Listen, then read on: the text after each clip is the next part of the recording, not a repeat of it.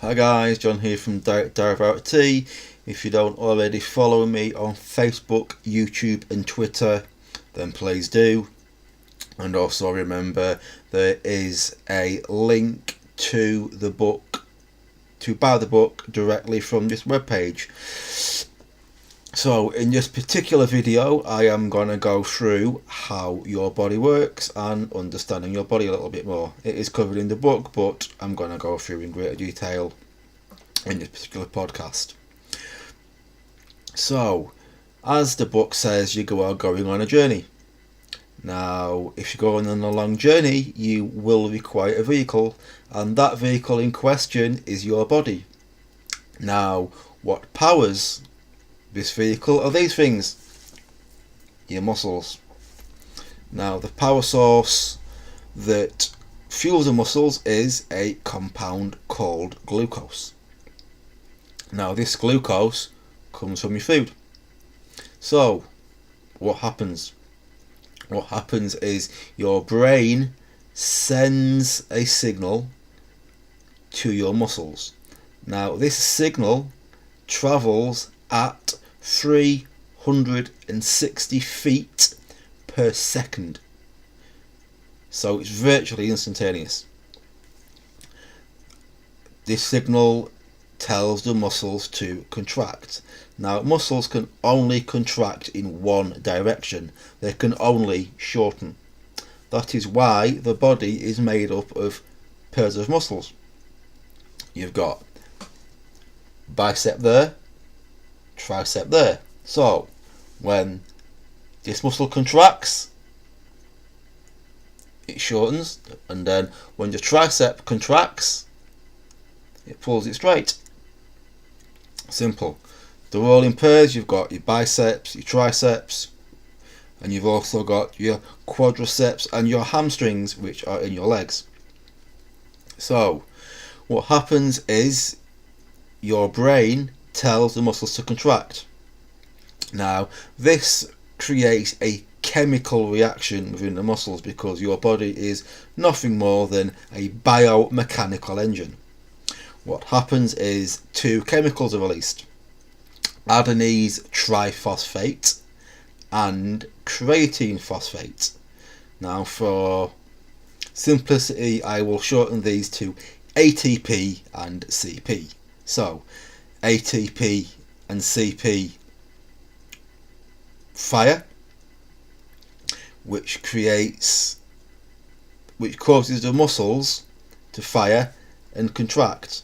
Now, this happens hundreds of times, and as it happens, the muscles contract and your muscles work. Now, a byproduct of these muscles firing and contracting is a compound called lactic acid. Now, this lactic acid inhibits the absorption of oxygen into the blood, which is why your muscles get sore. Now, there are two systems in the body which require your muscles to work. There's the anaerobic system and the aerobic system. The anaerobic system basically means it doesn't use oxygen, which is basically, you could say, the starter motor for the muscles. Like instant kickstart for the muscles, bam, they're there. Like your starter motor in your car. But this anaerobic system will only last for about 4 or 5 minutes. And it will use up the initial glycogen that is in the blood.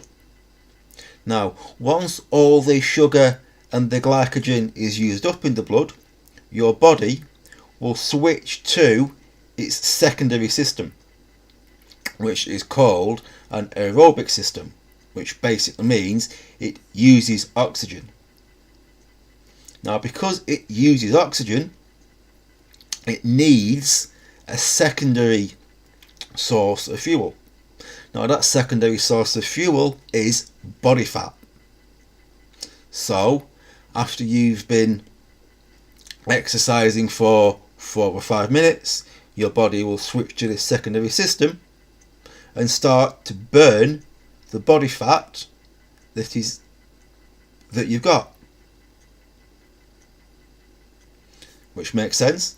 So aerobic exercise will burn up your body fat, which is what most people want.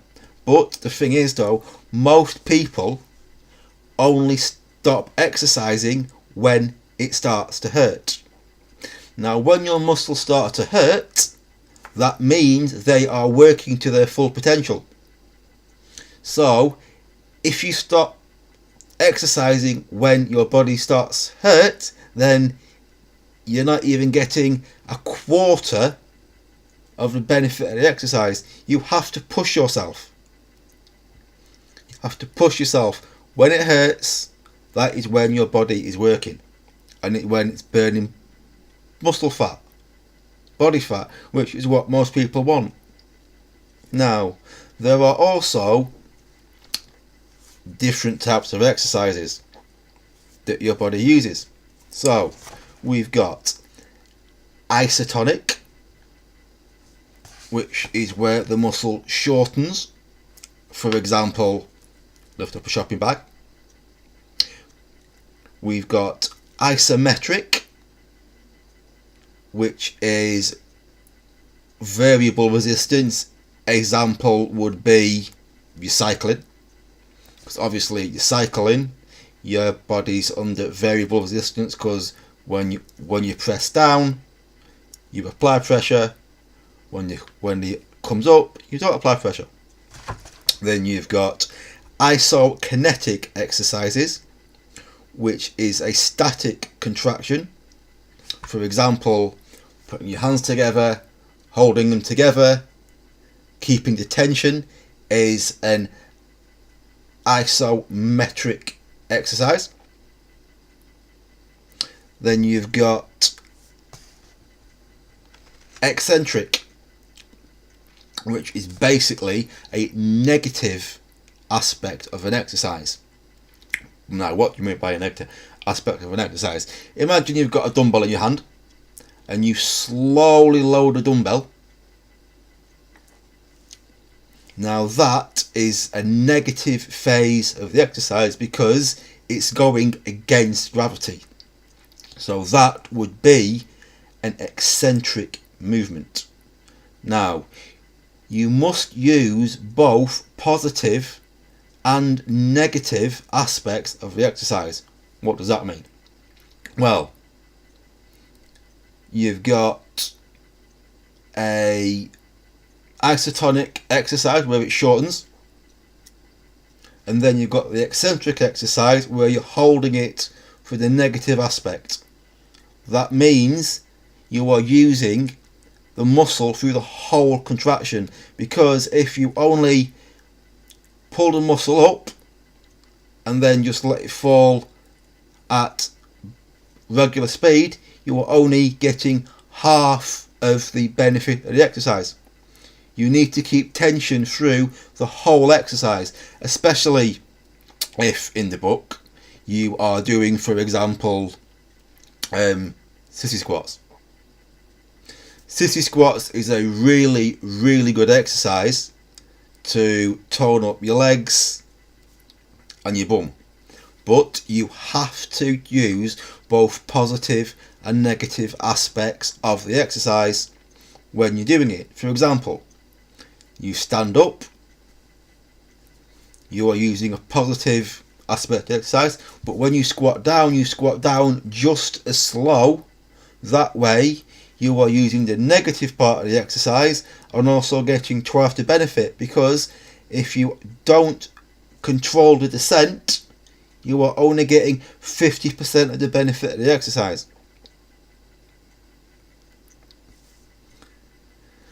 So that's it for me, guys. I hope you've learnt something new, and I'll see you in the next podcast. Keep up the training. Any questions, email me or just post your questions on Facebook. See you later.